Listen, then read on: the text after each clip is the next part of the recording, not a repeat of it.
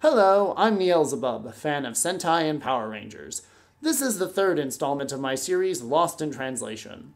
From what I've seen of other internet critics, by now I should have a kick-ass intro and theme song. Unfortunately, I don't have either of those things. So instead, I'm going to bang a couple of chopsticks on a box of fruit roll-ups. Intro music! Yeah!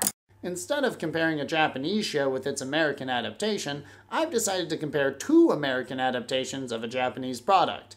Today, I'm talking about the Power Rangers movies. Except Turbo. Because Turbo is a glorified made-for-TV film. Mighty Morphin Power Rangers exceeded all expectations when it first aired in 1993, and so it was no surprise when a movie was announced. While the film is still fondly remembered by fans of the franchise, it failed to meet box office expectations. And after Turbo's financial failure, it didn't look like we'd ever get another Power Rangers movie again. This year, Saban teamed up with Lionsgate and gambled on another film. Fans of the show are older now with more disposable income and ready to experience childhood nostalgia. With the financial success of Transformers, Smurfs, and other projects, it seems like a good time to try and profit from the nostalgia of one of the biggest children's shows of the 90s. So the question now is, which movie was the best adaptation of an adaptation? I'll judge both movies in separate categories and see which one has the most points at the end. It's Morphin' time! Obscure Internet Critic! Huh. That wasn't nearly as cool as I'd hoped it would be. Part 1. The Arsenal. Okay, let's start with some of the surface stuff. One of the reasons Power Rangers appealed to kids was the visual aesthetic. The suits were pretty awesome, and I would say that their designs still hold up today. For the most part, both films capture the aesthetics well enough. The original movies are a little closer to the suits you'd see in the show, except for the Pink Ranger having a square helmet. Seriously, what was with that? Even as a kid, I found that jarring and confusing. I mean, all the other Rangers' helmets were correct. Why was Pink's weird for no reason? Was it really that hard to make a circular helmet? Whatever. At first, I wasn't very fond of the suit designs in the new movie. They just looked awful in all the promotional material and the first teaser, but they actually looked okay in the movie proper. Well, until the visors go away. It's cool that they can do that, but why are the Rangers' faces revealed when they're piloting the Zords? They're in a dangerous combat situation. Face protection is kind of important. But the Rangers have more than just armor. They also have their weapons. Or just weapon in the new movie. Seriously, why is Jason the only one who gets a weapon?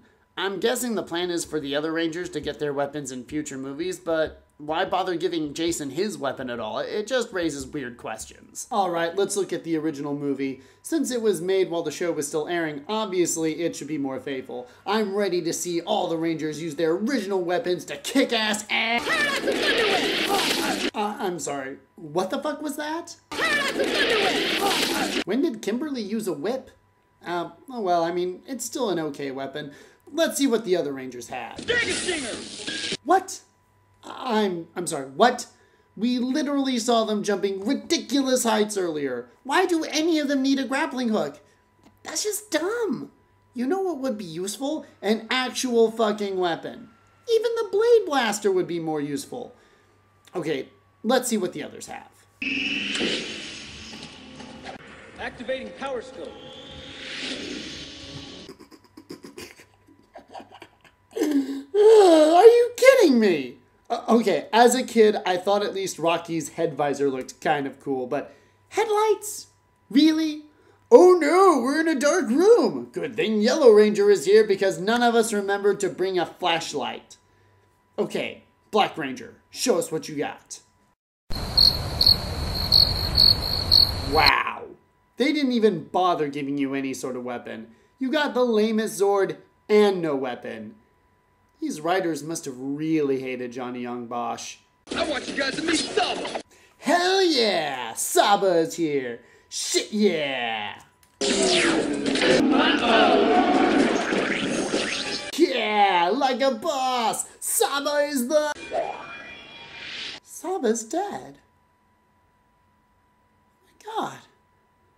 Saba's dead. No, he was the coolest character in this movie.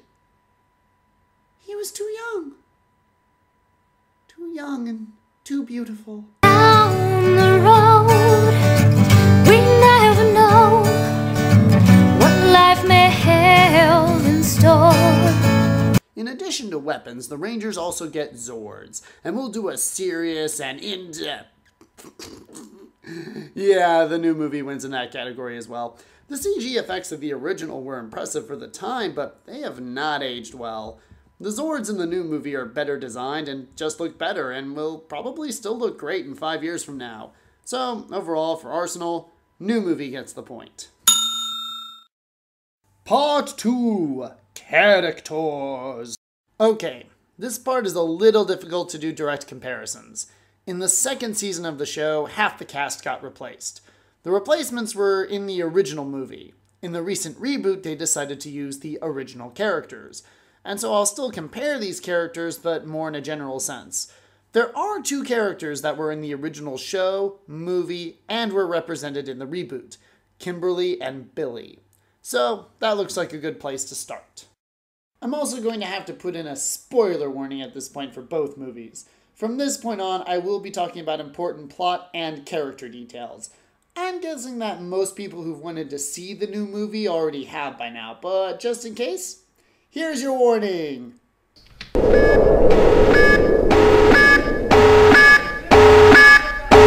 Kimberly in the new movie is a pretty drastic departure from the show. Kimberly, like most of the other characters, was wholesome and simple. She had a bubbly personality and was warm, kind, and energetic. She could have an edge to her when she wanted to, mostly involving Bulk and Skull. The Kimberly in the new movie is damaged. Her friends cut her off early in the film because they're angry at her for something she did before the movie started. We also learn that she punched out her ex-boyfriend's tooth because he told her that she was the meanest person he knew. This version of Kimberly was a classic queen bitch who has burned all her bridges and is suffering the consequences of her own actions. When the movie starts, she already knows what she did was wrong. Her arc is more about her figuring out if there's any way for her to really change or even be a good person. It's a far departure from her TV counterpart, but in fairness, I could see this Kimberly eventually turning into the Kimberly we know from the show, and I thought the way they handled her character was actually kind of interesting. Instead of being the victim of bullying, she herself was the bully who got her comeuppance, and is now trying to figure out how to make a positive future and be a better person. Overall, I can get behind this interpretation. Okay, let's see how Kimberly is in the original movie.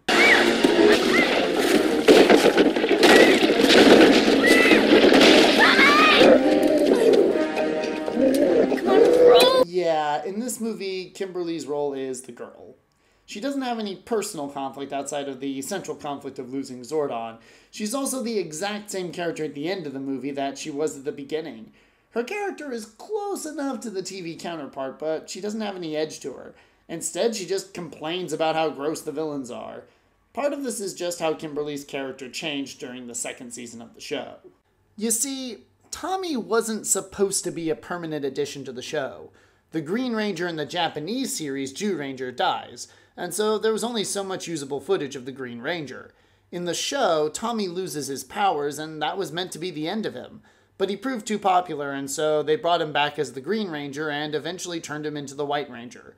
So how does this relate to Kimberly? A lot, actually. You see, because he was only meant to be a temporary character, Tommy and Kimberly's relationship wasn't really a central part of the show. Their first on-screen kiss is the episode where he first loses his powers. Kimberly wasn't defined by her relationship to Tommy, and so during the show's first season, she's a much more independent character. During season 2, however, Tommy comes back as the White Ranger and the leader of the team, with his relationship to Kimberly becoming more central. And so, during the second season of the show, Kimberly is much more defined by her relationship to Tommy, and generally becomes less independent as a character. This manifests with her getting into trouble multiple times in the film. In some ways, the Kimberly from the show can be split into 2 different characters, and I would say the reboot's version of her is closer to how she was originally portrayed in the show, and is just overall more interesting. So let's move on to Billy. He was the smart one in the group. He was the genius nerd who helped Alpha maintain, modify, and create the various equipment that the Rangers use.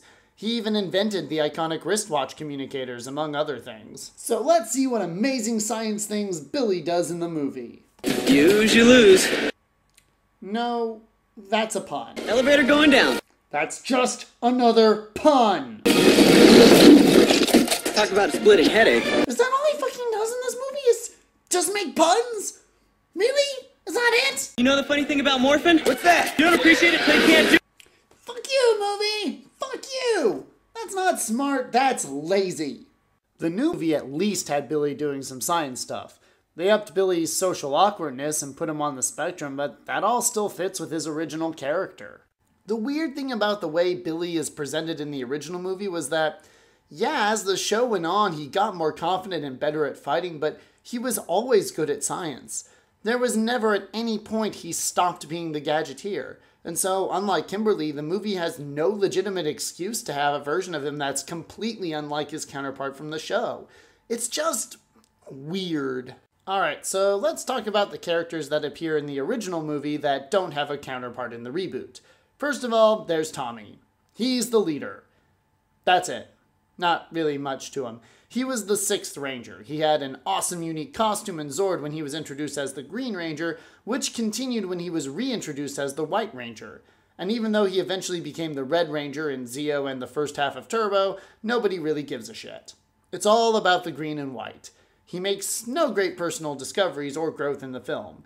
He starts off as the team leader and continues to be that until the film's end. Moving on, we have the replacements, Rocky, Adam, and Aisha.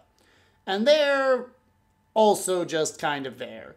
None of the original characters were incredibly three-dimensional or complex, but they did have defining character traits.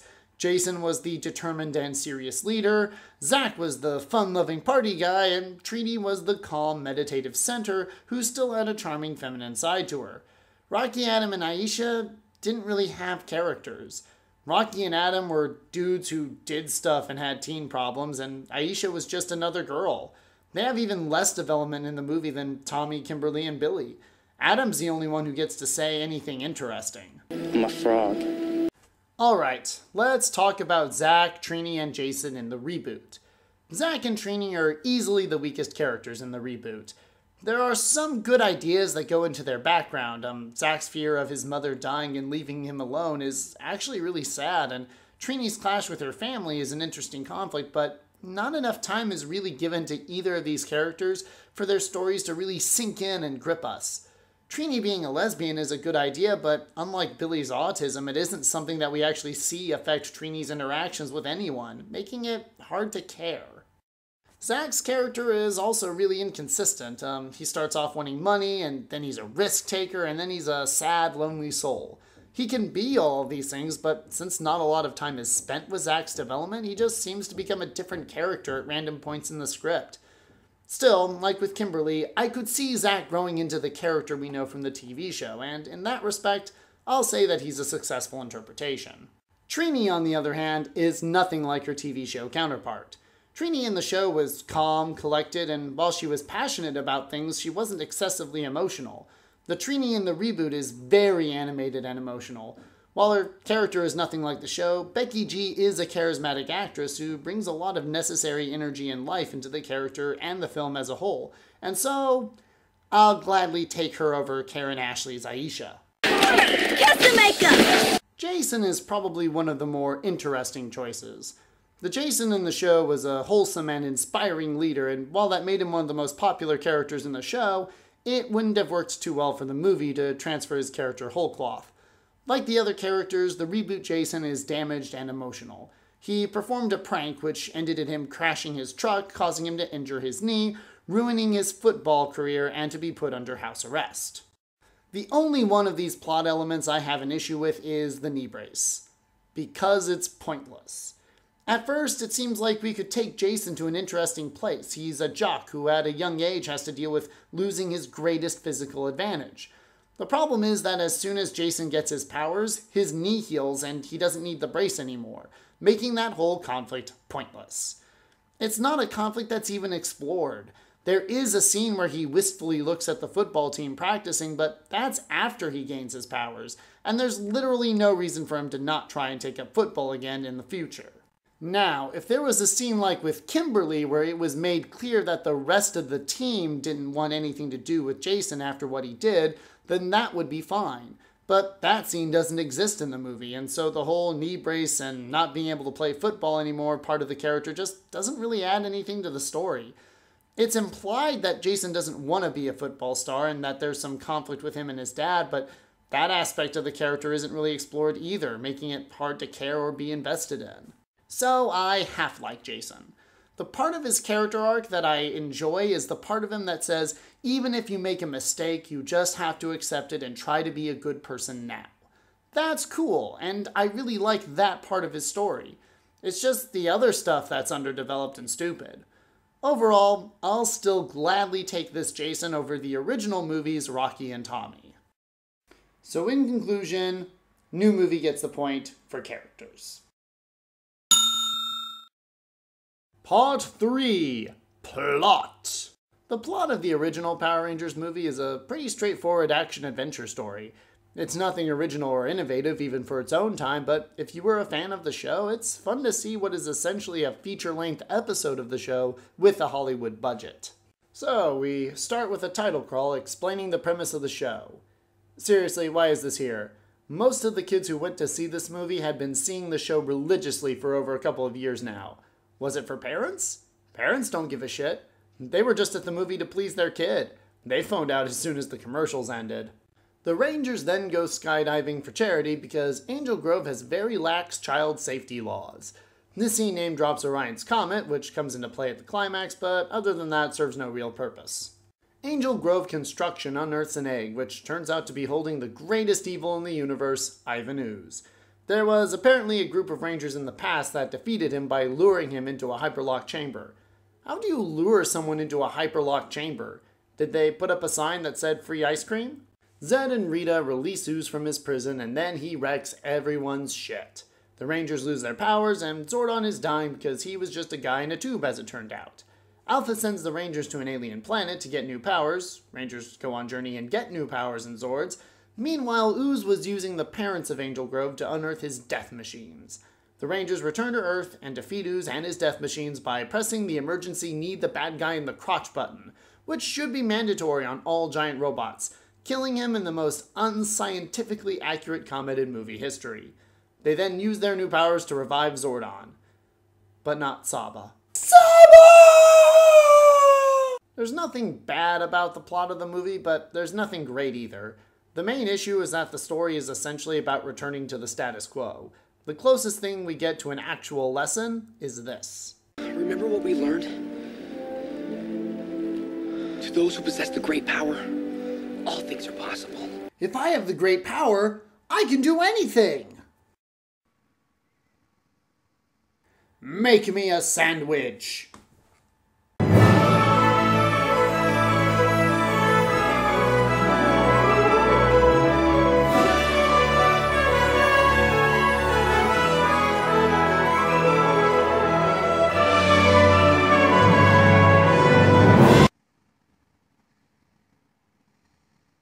You lied to me, movie. If this movie has any real big sin, it's that it isn't about anything.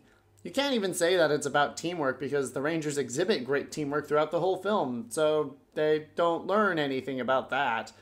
As I touched upon in the last part, none of the characters actually change meaningfully, and if the adventure has no real changing impact on the characters, it doesn't mean anything. The plot of the new movie kind of goes everywhere.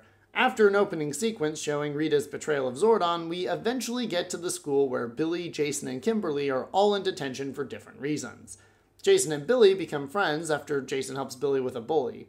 They go to a rock quarry that Billy is obsessed with and meet up with Trini, Zach, and even Kimberly.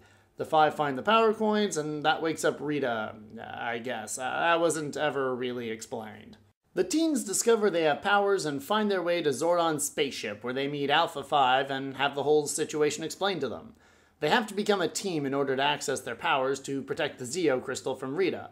After a rough start, our characters learn to function as a team, activate their powers, and defeat Rita. There are several issues I have with the story, how it's presented, and the general pacing. It feels like there were several important scenes cut out of the film, and pointless scenes were allowed to stay in for some reason.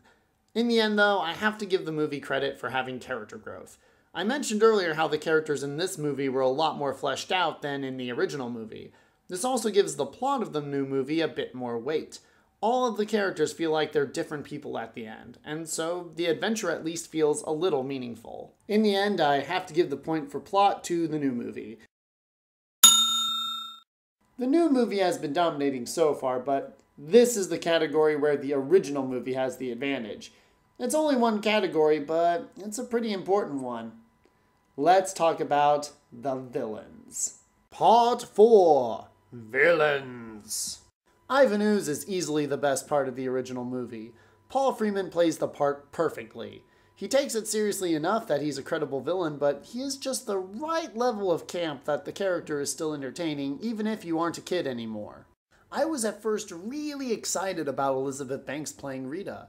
I figured she would bring the perfect mixture of seriousness and camp that the role demanded, similar to how Freeman played Ooze. Elizabeth Banks does the best she can, but Rita's just dumb in this film. There's no other way of putting it, she's just dumb. The sad thing is that there is actually a really interesting twist with Rita's backstory. In the new film, Rita was the original Green Ranger while Zordon was the Red. That's actually cool. It explains why she has the green power coin and gives motivation to Zordon and Rita's rivalry. The problem is, the two of them never interact with each other outside of that brief intro sequence.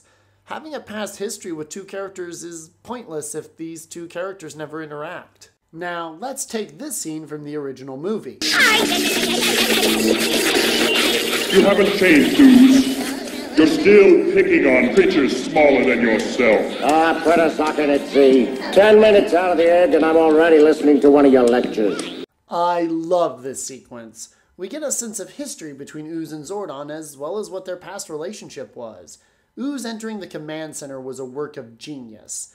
At this point in the show, no villain had ever directly entered the command center, and so that alone escalated the threat and conflict.